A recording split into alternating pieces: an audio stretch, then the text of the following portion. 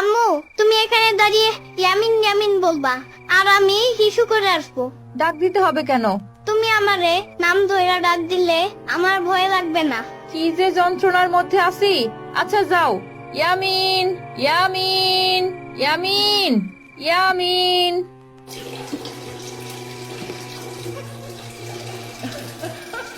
আপু, কালকে রাতে তুমি বারবার ইয়ামিনের নাম ধরে ডাক দিচ্ছিলা কেন? আরে আর বলিস না, ইয়ামিন রাতে হিসু করতে যাওয়ার সময় ও আমারে বারবার বলতেছে ওর নাম ধরে ডাকতে, তাইলে নাকি ওর আর ভয় লাগবে না। ও এই ব্যাপার। ইয়ামিন, কি হইছে সাম্বা?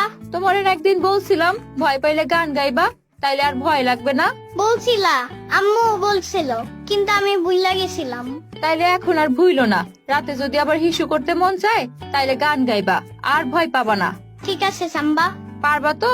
তুমি তো আবার ভিতর টিম। সাম্বার বাচ্চা। আম্মু আমার ওটা পাইছে। ওটা আবার কি? আরে হাগু পাইছে। ঠিক আছে চলো টয়লেটে। আম্মু তোমার যাওয়া লাগবে না, আমি একাই যাব। একা তুমি পারবা না। আমি পারবো।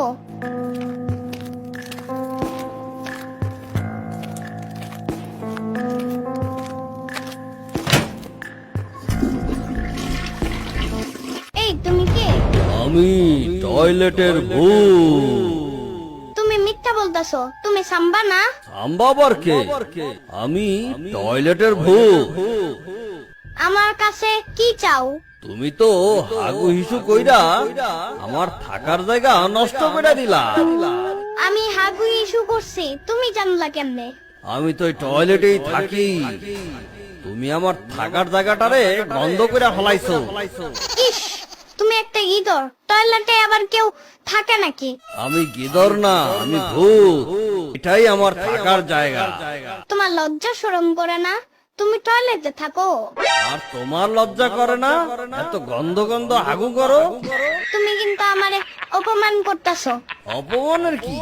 আজকে আমি তোমার ঘাড় মটকায়া আমার টয়লেট গন্ধ করার প্রতিশোধ নেব। হুয়া!